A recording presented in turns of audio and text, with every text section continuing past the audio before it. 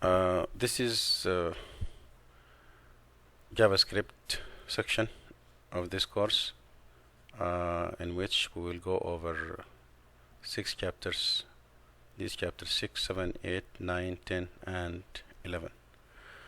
And in this lecture, I would like to cover the first 3 chapters, which are Introduction to JavaScripting and Control Structures 1 and 2, which is chapter 6, 7, and 8 respectively. First, I would like to start defining what is JavaScript and what is the difference between JavaScript and Java, because many people confuse the scripting language JavaScript with the programming language Java. So Java is a full-fledged object-oriented programming language. So Java is popular for developing large-scale distributed enterprise applications and web applications. But JavaScript is a browser-based scripting language developed by Netscape and implemented in all major browsers in the industry. So in chapter 6 we will introduce Java scripting, and again, JavaScripting language is used to enhance the functionality and appearance of web pages. So what we will do, we will create web pages. So our files will be having the same extension as HTML extension.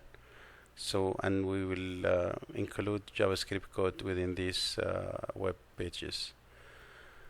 I should mention that JavaScript is a client-side scripting language for the web-based application, and it is portable so that we can run it in many browsers. And so in introducing this JavaScript, we will introduce the client-side scripting, and also which will make actually web pages more dynamic and interactive, and also will provide programming foundation for the server-side scripting presented later in this course. So first, we should tell you that if you are running browsers like Google Chrome, Firefox, or Safari, they have JavaScript enabled by default. So and also mobile applications like Android or iOS in iPhones. So in Firefox, Chrome, Opera, Safari, all these browser have JavaScript enabled by default. But if you are running Internet Explorer, for example, Internet Explorer 9,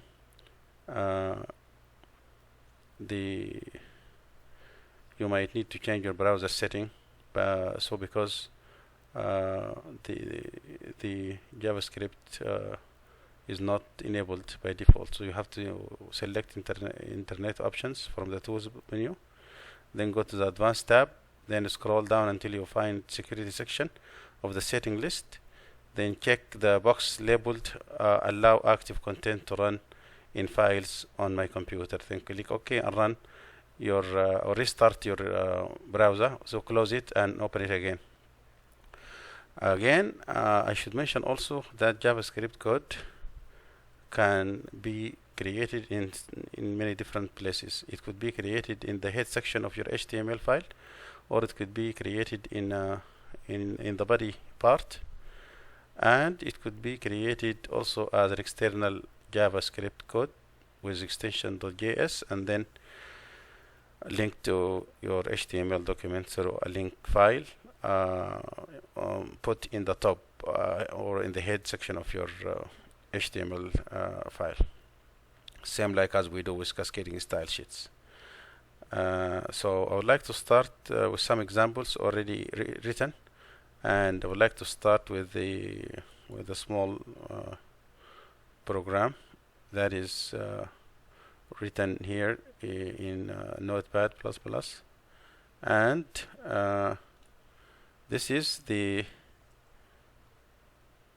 head section of my HTML and script and slash script, same like we do with style. If you remember, in cascading style sheet, we put our CSS code as an embedded in style, and we close it here as slash style, like that, and then we put the code inside here for the style sheet. So if you would like to change paragraph, for example, color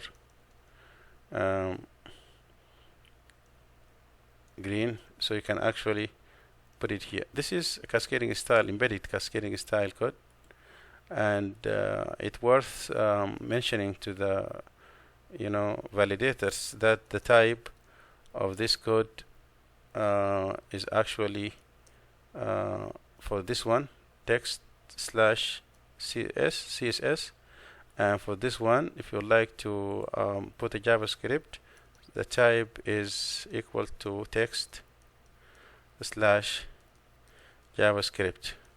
So this is actually this JavaScript part is the same as style part. Both of them are put in the head section. So you can have this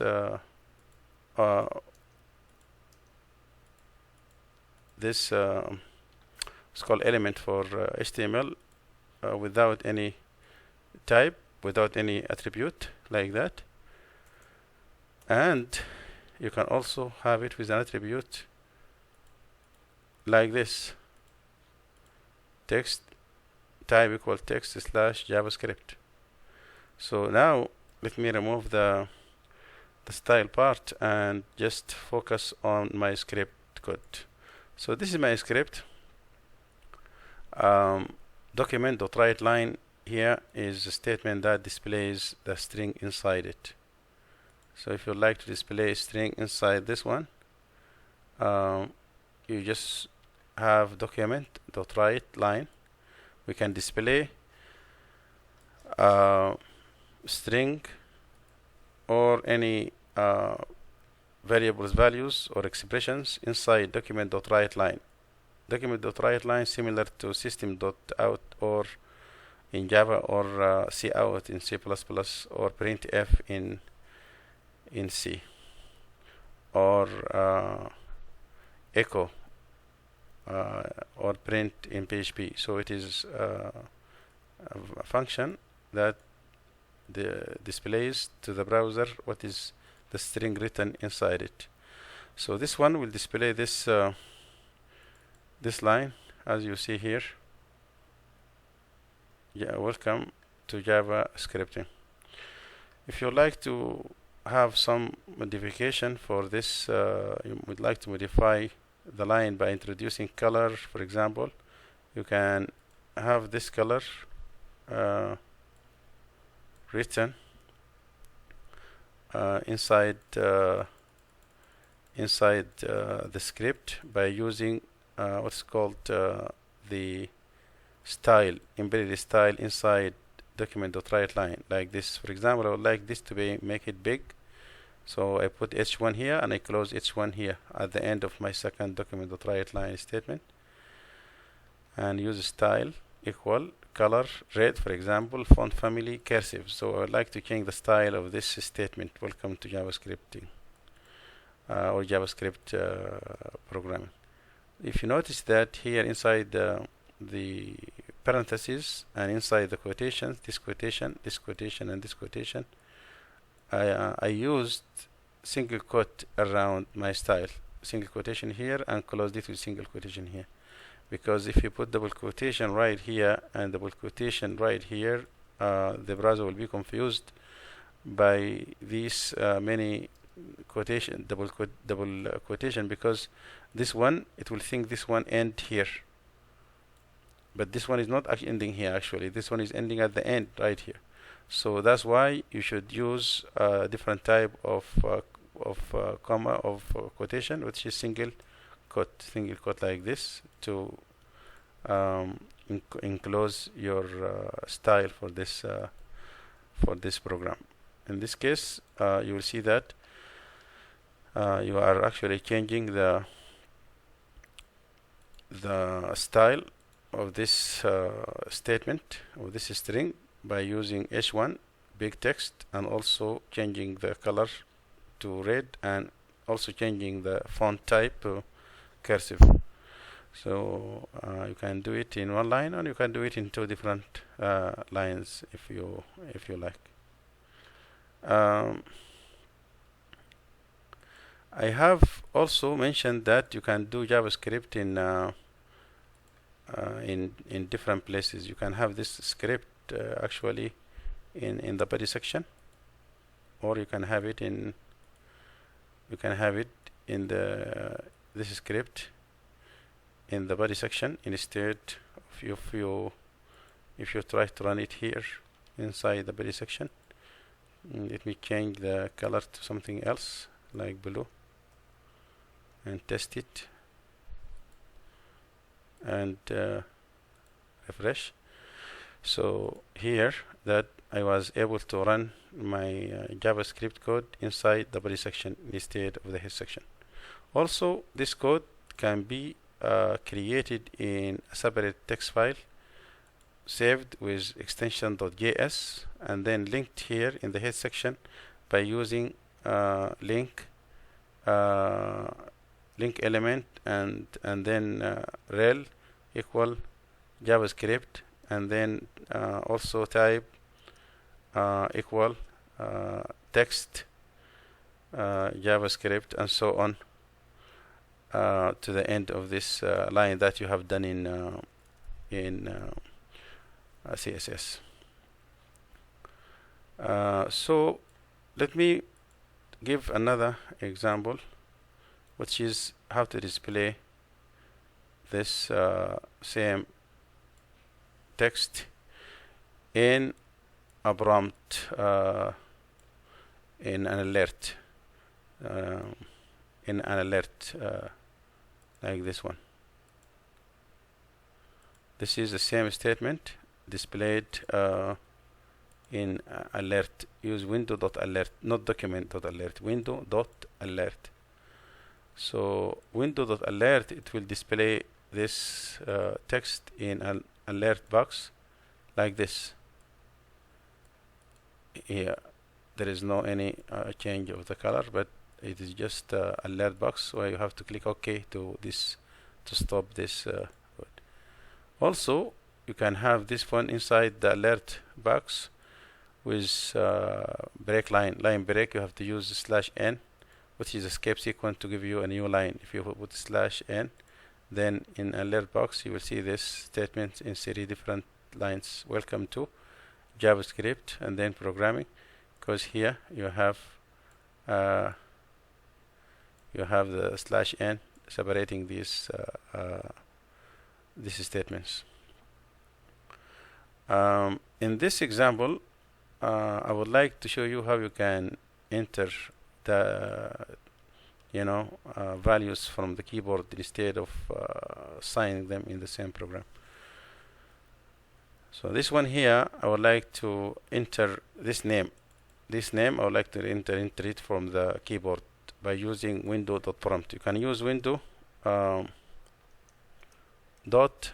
window.prompt to prompt for any string or for any number, and store it in this variable that you declared. So here I declared a variable called name, and then I use name equal window.prompt to prompt for a name, and then I use document.writeLine to display this name here, and then tell this person welcome to JavaScript programming, as you could see in a H1 heading, and tell him hello. For example, I entered my name Zain, so hello Zain, welcome to JavaScript programming. If I entered Saad, for example, hello Saad, welcome to JavaScript programming. Okay, what is these two symbols? This is not an operator plus, it is a concatenating symbol, such that I am concatenating or merging this word hello to the variable name, whatever name it is that I'm going to enter from the keyboard, and then concatenate it again to this part starting with a comma and to this one, and then of course this one is going to be in a big text as you will see here. So here it is I'm going to enter my first name and click OK. Once I click OK, then this one will be compensated here in this place, and then tell me that this is hello Mamoon, welcome to JavaScript programming. Again, I can change the color, change the font type, change the font style, and so on. But simply this one, if you'd like to run it again, you have to refresh, and then enter another, name. Click OK, and then here you will see that this is a variable that has been, concatenated to this statement. But hello and this comma together with this string has been written inside the code as you will see there. Another example to deal with numbers in JavaScript. Here I have this example showing me how I can actually use numbers or integers.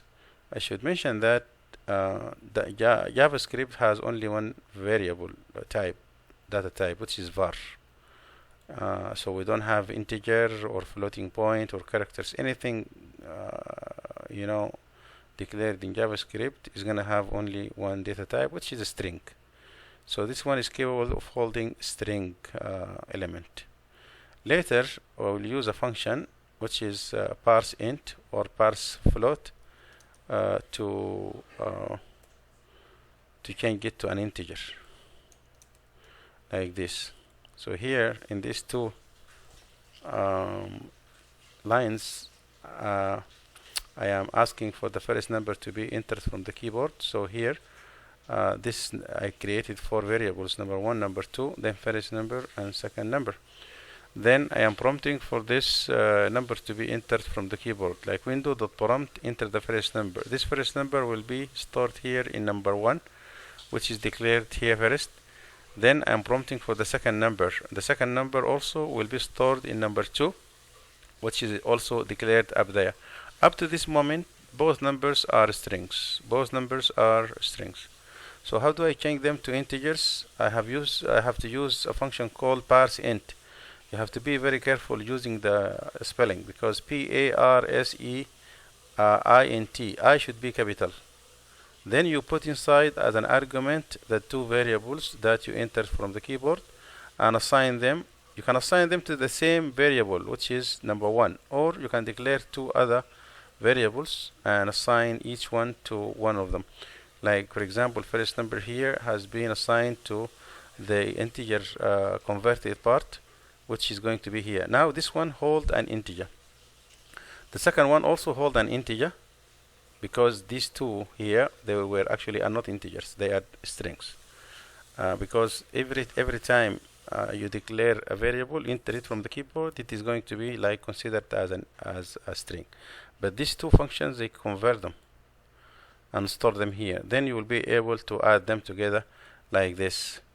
Now I should also differentiate between this plus sign and this plus sign. This plus sign simply is to concatenate the word sum to the result of this, which is first number plus second number. If I put first number plus second number like that and both integers, I use plus sign between them, this is an operator plus. This is a plus operator, mathematical operator plus. But this one is not a plus. This one is concatenating this result to this word. So for example, if I entered 4 and 6, then the first number is going to be 4 added to the 6, then the sum is going to be 10. So this is an example of adding numbers. So let me enter 4 and 6 and check it, and here, as you could see, sum is 10. So this is how I can use parse int to convert to integers, or parse float if you would like to change it to decimal. Because here, let me run it again one more time and put like 2.5 plus 2.8. 2.5 plus 2.8 should be 5.3, but now it's gonna give me 4 actually. Why? Because here parse int is gonna actually cut the decimal part of the number and give me only the whole number. Even if you put 5.99 or 2.99, it's going to give you this. You see here, for example, 3.99 plus 2.99. The result is actually 5. Look, because it's going to consider only the 2 and 3. But if you like to make them this floating point, you have to use parse float like that, so that you are actually changing this one to floating point. So let me put like 2.5 again, and 2.8, and this one will give me 5.3 as I'm expecting. So use parse float and don't use parse double. There is no parse double in JavaScript. Another example of operators that I can use. This example is similar to the previous example, except that I am adding some more text to it here, concatenating only one document.writeLine. But in addition to adding these two numbers, I am actually finding the difference between them, like first number minus second number. Then I am concatenating to it and putting it in a paragraph by itself also. This is actually one line. All this is one line, but I am breaking it into all 4 lines so that you can see all of them in one screen. So I am concatenating here. This, what you see here, this plus, this minus, this asterisk, and this forward slash are operators. These are the math operators: plus, minus, multiplication, and division. But these, the other pluses, are to concatenate these numbers to the string and to the paragraph that is prepared in them. So here, if I would like to run this one, and I put, for example, 10 and 8, so it will gonna give me first sum is 18, difference is 10 minus 8, which is 2, product it is 8 multiplied 10 multiplied by 8, 80, and also 10 divided by 8. If you enter, for example, 8 and 4, you see that 8 and 4 plus 8 minus 4, 8 multiplied by 4, and 8 divided by 4. So it's just simple mathematical operations in these examples. This one is also similar, except that I am using here another variable called result. So what I'm doing here, I am declaring 6 variables. The first 7 variables. The first 3 variables is to ask, these variables here is to ask for entry from the keyboard, to enter the first integer, second, and third, and store them in x value, y value, and z value, and then convert them to integers, so store them in new variables as declared right here. Then use this result to assign or to multiply these 3 numbers that you entered, and then use document.writeLine. You can use document.writeLine like that to display this result from the keyboard like this one. So if you enter, for example, 6, 3, and 2, it will give you that result is 36 in red colors, because here you put the red color and you put result. Or you can actually use them use the color style in the same line as this code here, document.writeLine. Then inside this document.writeLine, you make the text big and you display it here using this style, blue color. So again 6, 3 and 2, you'll find the same statement displayed with different colors. This example to show you how you can display a table of information using JavaScript. So I'm using JavaScript. This is JavaScript code.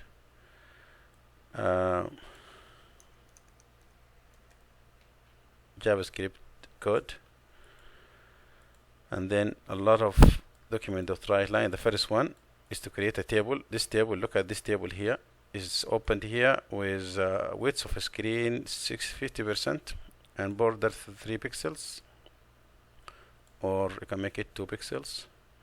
And the first row is to display this string, number, square and cube, but the rest of them is to use these six rows and use this table head to display this first column for the number, second column for the number multiplied by itself, third column is for the number multiplied by itself 3 times to get the cube. So this is number, this is the square, and this is the cube of the numbers. So you will see a table displayed like this. A table displayed like this, number, square and cube. Later when you use a loop, I will show you that how you can actually remove all this and just keep only one line inside this table, which is this line only, and instead of using the numbers, use a variable to display that table using a loop. So this one is just kind of an example of using JavaScript to display table in the browser. But this table, if it has a lot of lines, then you can actually use a loop instead of repeating the line multiple times.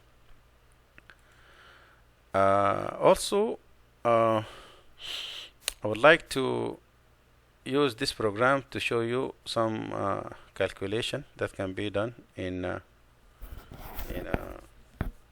JavaScript. As you could see here, this one has a lot of comments. This is worth mentioning that a comment in JavaScript can be /* ending with */ or double slashes, forward slashes, like in C++ and Java. So all these green lines you see here are actually comments. So every one of these line has a comment. You don't have to comment for every line, but I'm just showing you this example that when you need to comment, you have to use either this one or that one. The difference is this was block comment. So if you have a bunch of comments, instead of using many double slashes like that, and then write your code, then you can use just one slash followed by a star, and then write your comments. If you have a lot of comments, write your comments, and then after you finish, put */. So this one will actually block comment, but every line here is called line comment. That is the difference between them. Let me explain this program. This program has these 5 variables: number, radius, diameter, circumference, and area. Here I am going to enter for the radius of a circle to be entered from the keyboard, stored in number. Here I'm changing that radius to an integer, store it in the radius variable that I declared here. And then I have 3 calculations. The first calculation is to calculate the diameter, which is equal to multiplied by the radius. And the second one is the circumference, which is 2 multiplied by math.pi multiplied by radius. This is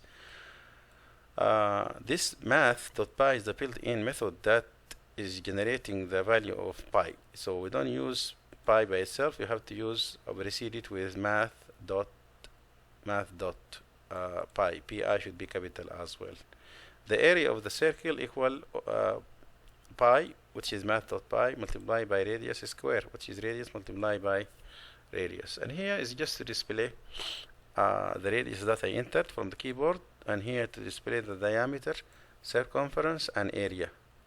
If you're asking about this method, this to fix method is to give you the decimal places for each one, because by default the diameter will be displayed, you know, it could be with many decimal values, like as you see here.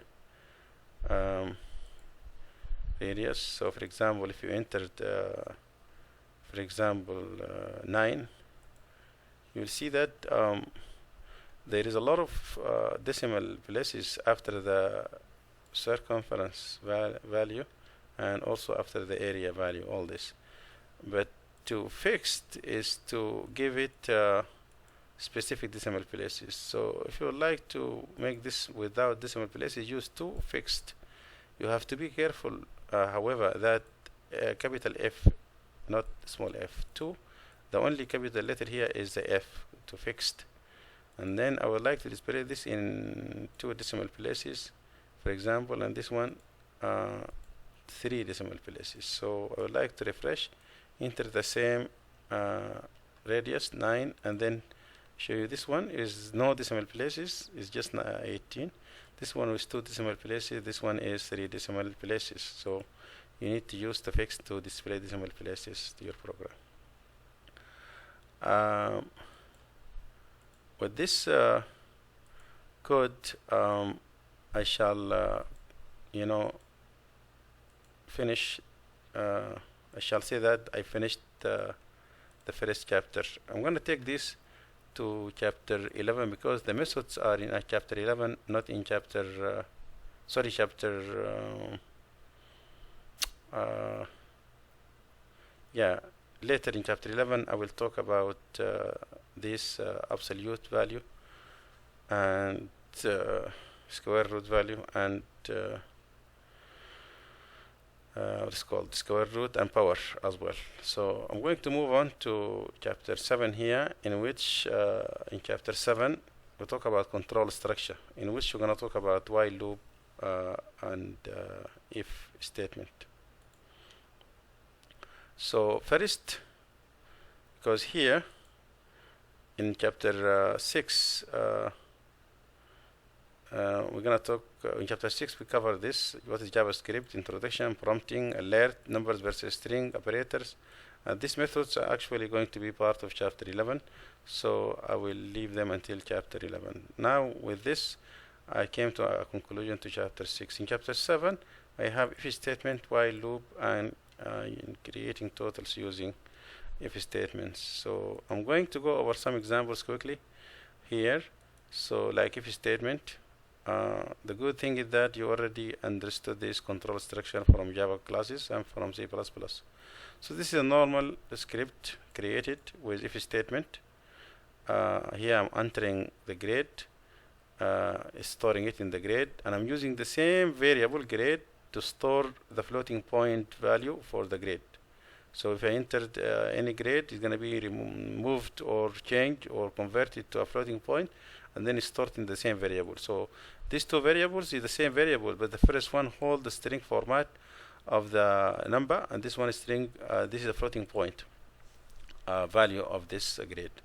Here I'm using if statement. If grade is greater than or equal to 60, then display this word pass, otherwise display failed in a paragraph, and in another paragraph display you must take the course again, but this one together.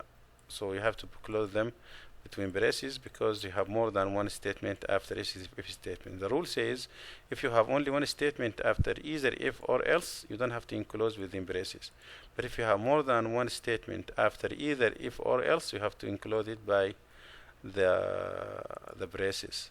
So this one, for example, if you entered, for example, 54 it will give you failed, you must take the course again.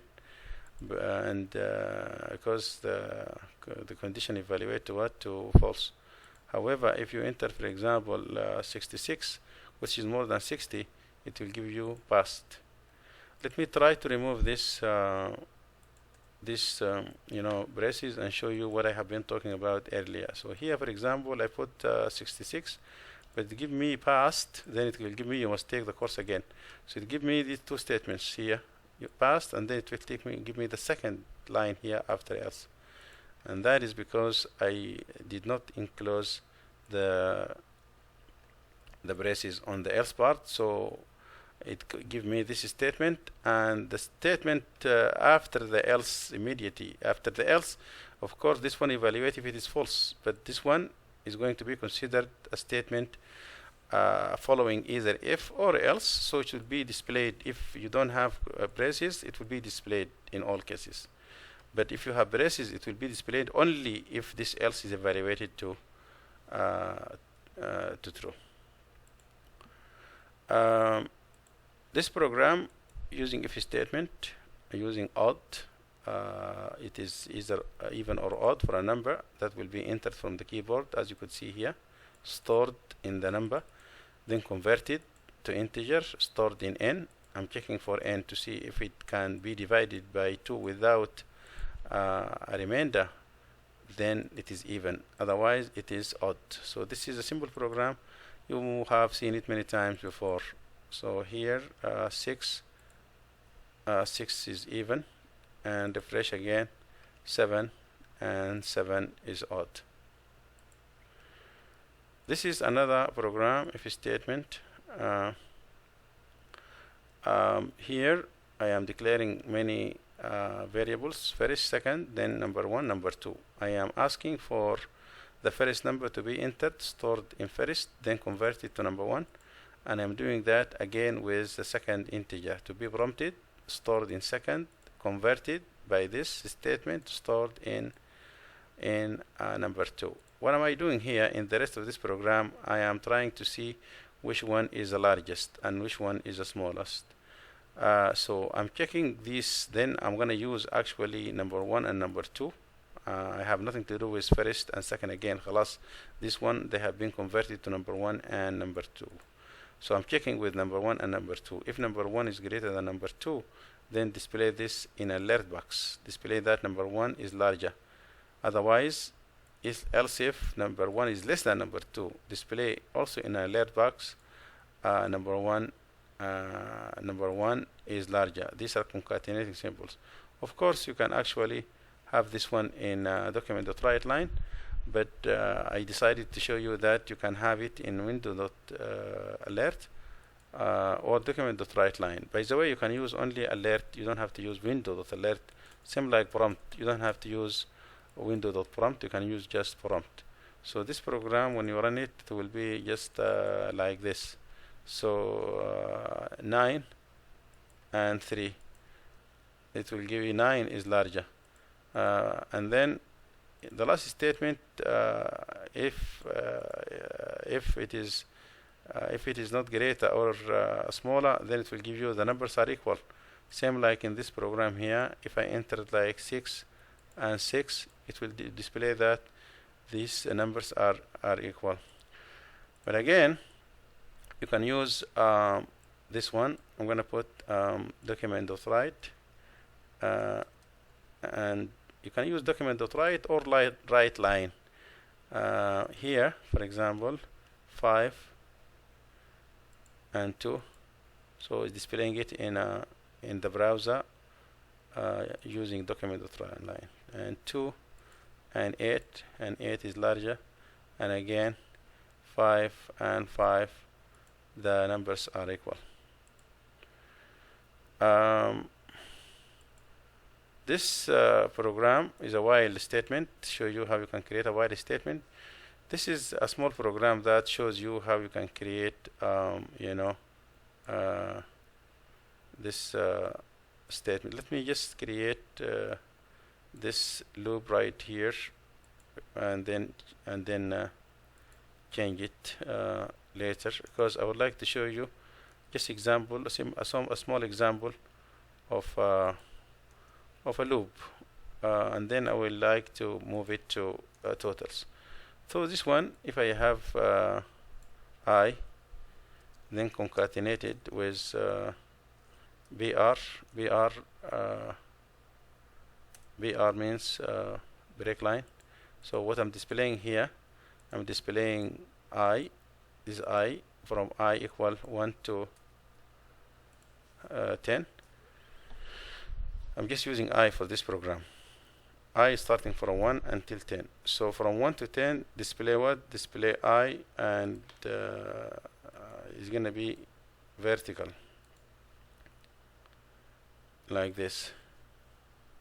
From 1 to 10, vertical. Of course, if you like to display it from 10 to 1, you can do this. Use greater than or equal to 1 here. I greater than for starting from 10 to 1, but here don't use increment. However, you need to use a decrement, and so this one will display them like that, greater than or equal to 1. Or you can use greater than 0, so that you can display them until 1 here, like that. Let me show you how you can use this while loop to get the totals. So I'm going to get to my previous first program, which is this one. I would like to see the totals of numbers between 1 and 10, for example. So for I equal less than or equal to 10, I declare the sum here and assign it to sum plus I, so that every time you accumulate the sum, increment by 1 for all documents. Sum is displayed once.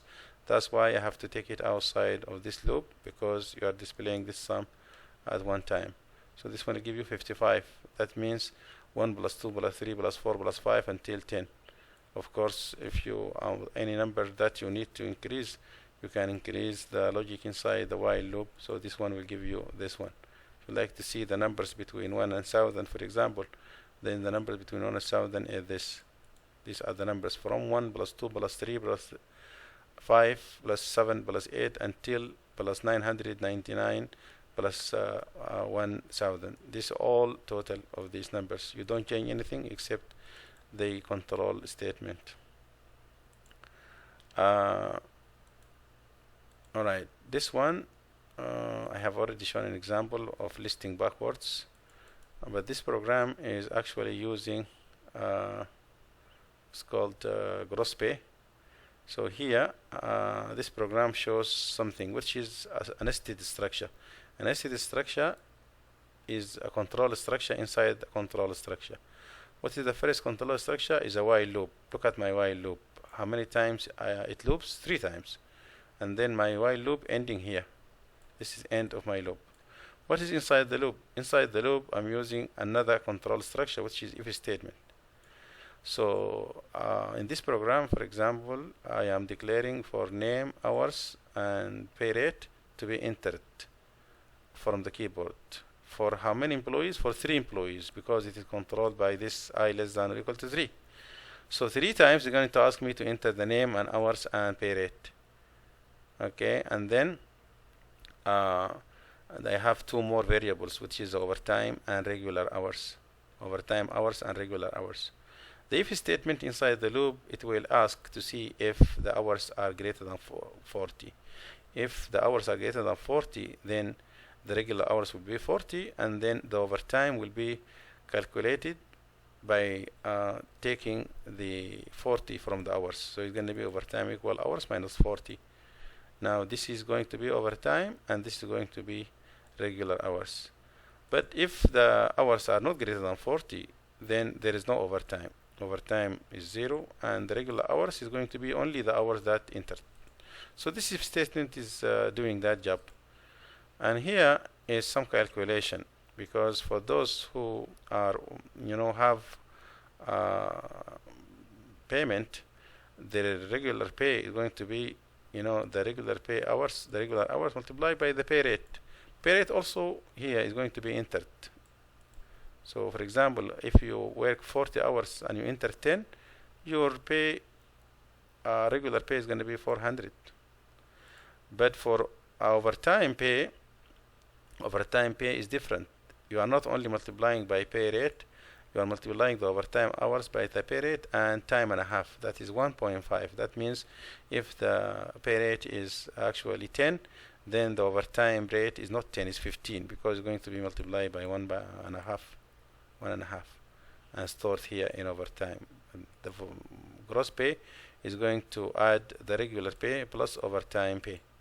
And then in the end, I'm using /t. /t is a escape sequence to display a tab. Tab means a space, like 5 spaces together from separating the name, this name here that you're going to enter, separating the name from his gross pay, and put a $sign here for the gross pay that is calculated with this statement. This I++ is belong to the loop, to the while loop, because if you I start from 1 ending to 3, you have to increment the I 3 times by using I++. So this program, when you run it, for example, I entered Ahmed. It's gonna ask me for how many hours Ahmed work. Ahmed worked for 40 hours, so he doesn't have overtime. He get $10 an hour, but it's gonna ask me for one more employee. I entered Ali, and it's gonna ask me for his overtime. He worked for 60 hours. Okay, 60 hours this time.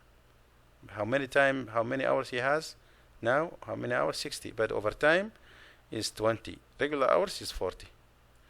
And I'm going to enter 10 only, same like before. But these 20 will be multiplied by 15, not 10, because 1.5. So it's going to be 300 plus 400. This guy, Ali, is going to have 700 later, as you could see. And Muhammad, he will get only 20 hours and 10. So now I'm going to, خلاص, my loop is finished. It's going to give me the result, which is this one, 20 multiplied by 10. This one, 40 multiplied by 10. But this one, the first 40 multiplied by 10, 400, but the second 20 multiplied by 300, not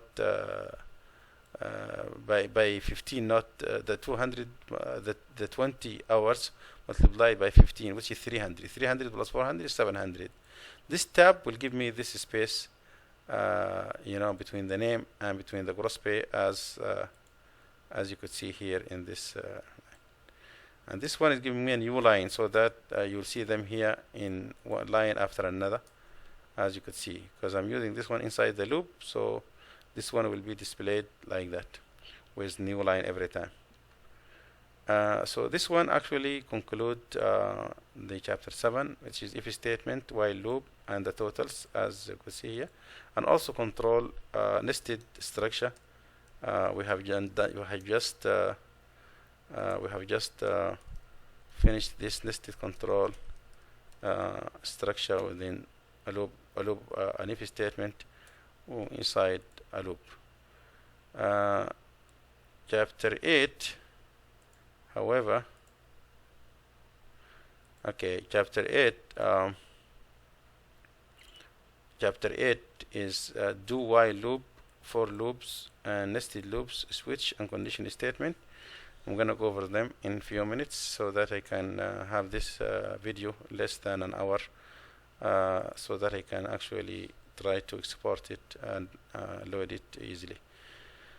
So let me go to chapter 8, where I have some examples as well. I'm going to start with while, do while, I mean. Do while, same like while statement, except that you start with do. So this program previously, it was just like this, yeah, like that. I have some x, and x starting at 1, less than 10, displaying x. So just will give me these numbers from 1 to 10, like that.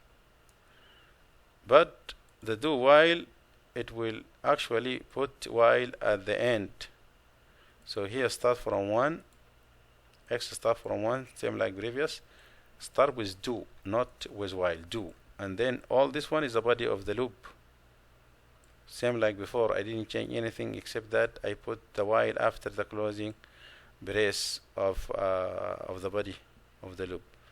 Don't forget that you put a semicolon if you are using do while, because this semicolon belongs to the do, it doesn't belong to the while.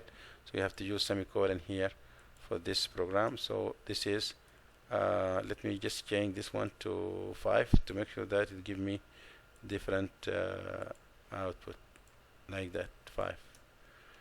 So this is how to use a do while loop. It is very similar to while loop, except that you do while loop is called post test.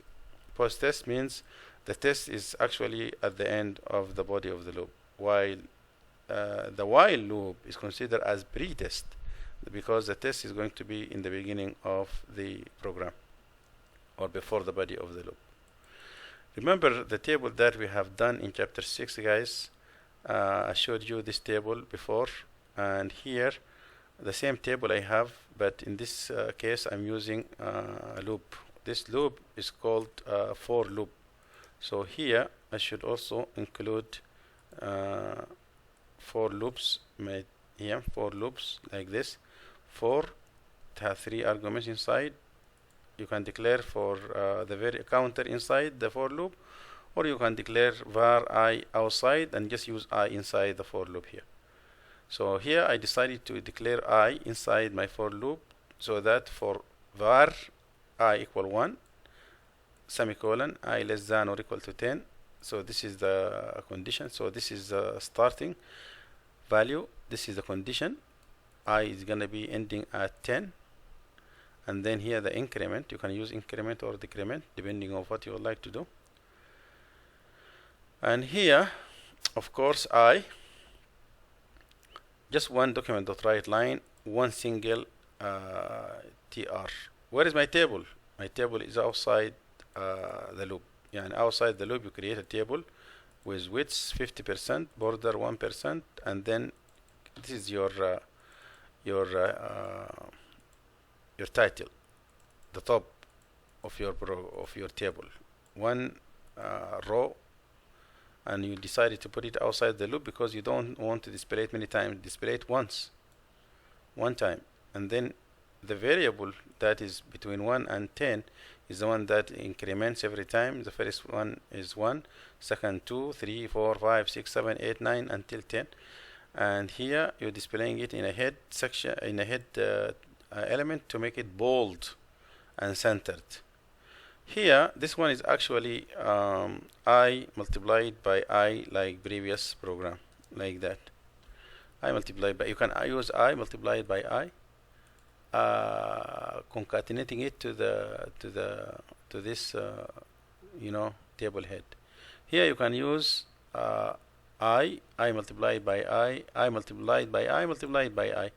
But I would like to show you that here you can use this method, math.pow, which you can include 2 arguments. The first one is a variable, and here the power, how many times you would like to multiply I by itself, twice. So I multiplied by I twice.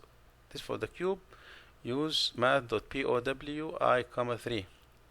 That means you are actually multiplying I by itself 3 times. So this one will display similar table like the one that I have seen earlier, except that I'm using only one statement inside the loop instead of like many statements, 10 statements or something like that. My previous table was 6 from 0 to 5. So this is also could be the same if you like, and then it will be just like that from 0 to 6, like this, 0 from 6, and then this is the square of the first numbers, and this is the cube of them. Alright, a nested loop could be also created for the control structure. A nested loop is a loop inside a loop. So let me see this one instead. Yeah, this loop is a loop inside a loop, and it is in a table. This is my table closed here inside my script. So the script starting here, ending here, and then immediately the opening table, the closing table, outside the loop, of course, and inside the loop I have this outer loop is going to loop for 3 times, and the inner loop is going to loop for 10 times. So what happens here, you are displaying this time. Let me just put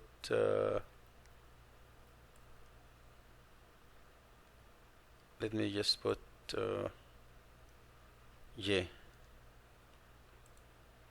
See what happens.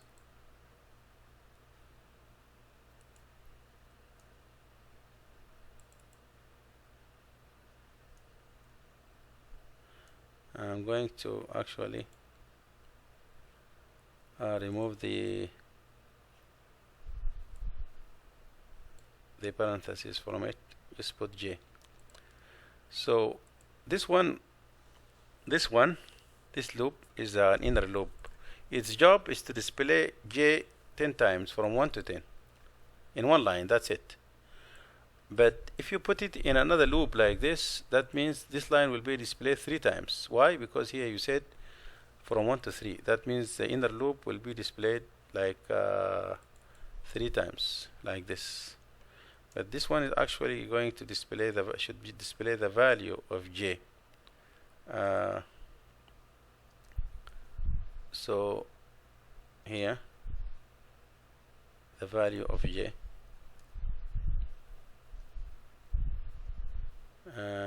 or we can just display J like let me put, this is I, of course, and this is J.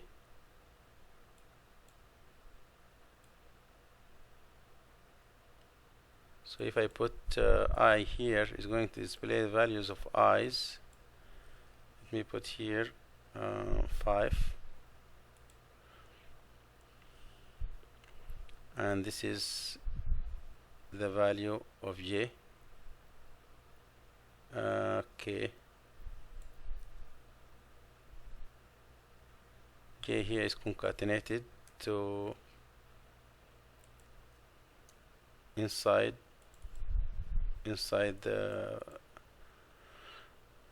parentheses. So 1 2 3 4 5. 1 2 3 4 5 is actually these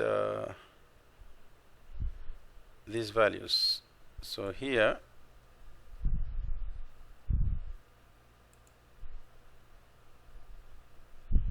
if you like to display J without parentheses, then you concatenate it to the D or TH if you like. If you put it in TH, of course this table doesn't have any border, but if you put a style equal border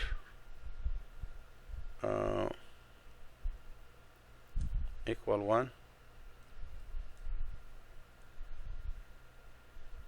pixel,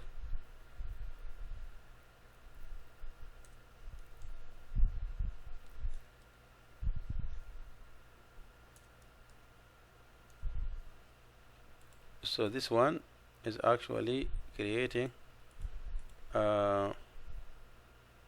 this style with 1 border, and you can have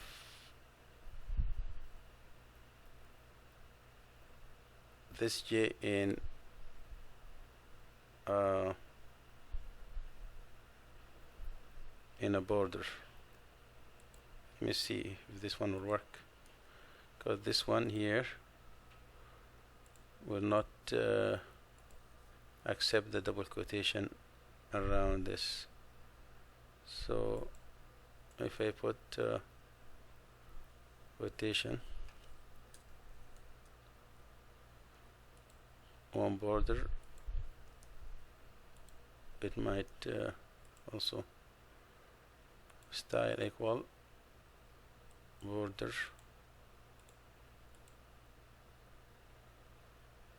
Okay, let me just remove the border from it for now to have it running, because usually actually what I'm trying to do is to talk about this nested loop.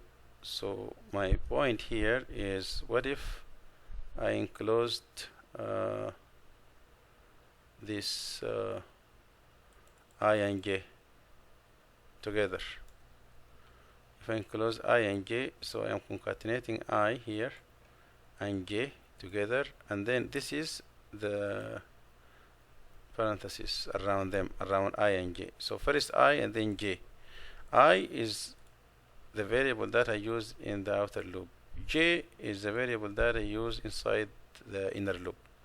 So that means here, if I have this one, for example, 10, the numbers from 1 to 10 will be displayed by the j, and the numbers between 1 and 3 will be displayed by I.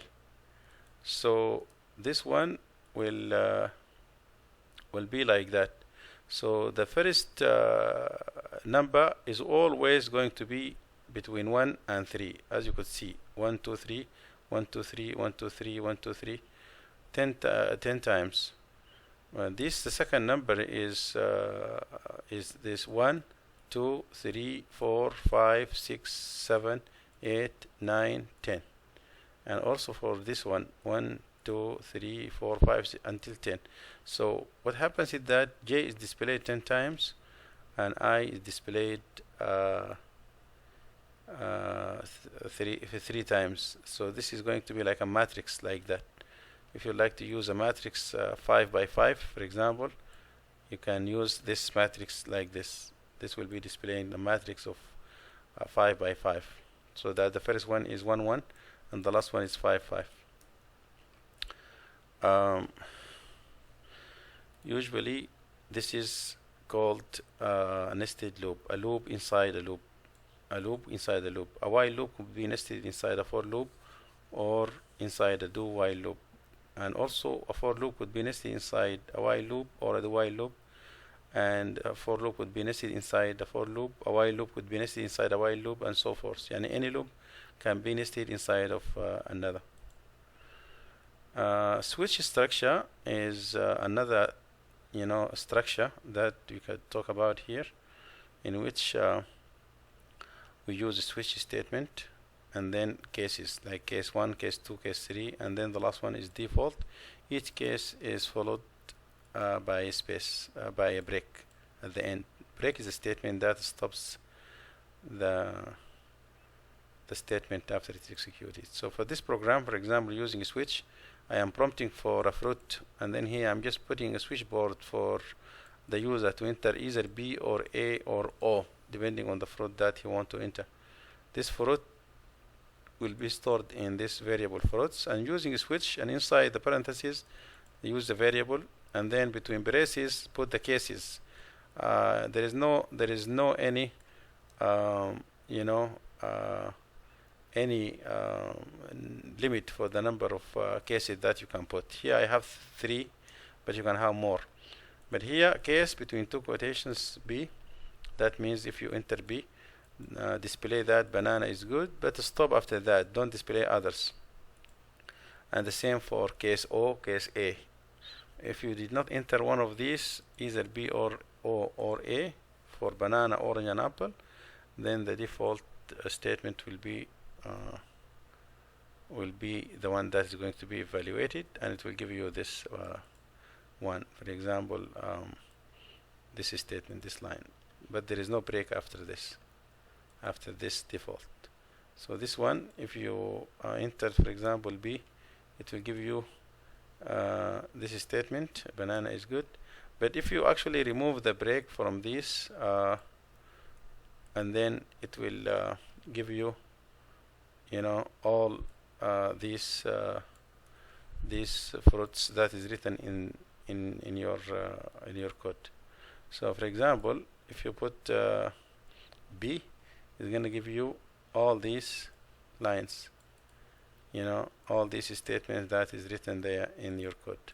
That's why you need to actually stop your output at a specific part. So if you put something, then it will display that thing, and then it will just stop here. Alright, thank you. The last part is conditional if, and the conditional if is using these two operators, question mark and colon, such that question mark like this will question mark will actually evaluate the condition. Question mark will evaluate the condition, and this one will be between the true and false. So if you have here statement 1, this is statement 1 will be the statement following the condition if the condition is true. If the condition is not evaluated to true, then the statement after the colon is evaluated. This is the whole idea between the whole idea behind this conditional if statement. So this is a condition. Is gender equal 1? Because here I'm going to enter a gender. I said 1 for male or 0 for female. So if you enter 1, this evaluation is going to be true, and then male will be displayed because the condition is true. This question mark is asking, is the gender equal 1 or not? If it is true 1, then this will be displayed and this one will be ignored.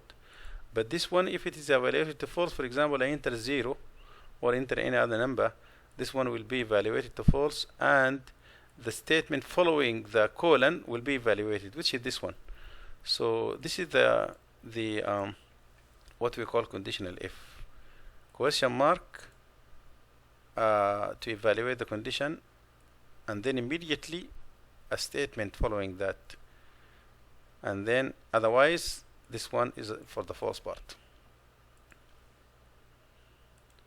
Here it is. So enter 1, and then male is displayed. Enter 0, female is displayed. Of course, if I enter anything else other than 1, female will be displayed, because here is not using is not using multiple if, it's just using either this one or this one. So if it is 1, only if it is 1 is going to be male, but any other number will evaluate to this female. This one conclude the chapter 8, and with this one I came to conclusion of all these 3 chapters, which is 6, 7, and 8. In 6, I went over what is JavaScript, then introduction, prompting for input, alert box, numbers versus string using pairs float, pairs int, and then operators, using operators in scripting. And in chapter 7, I went over control structure 1, in which we went over if statements, while loop, and totals, and nested control structure, like an if statement inside the loop example. Then in chapter 8, I went over the do while loop, for loop, and then nested loop, which is a loop inside the loop, and then switch statement and conditional if.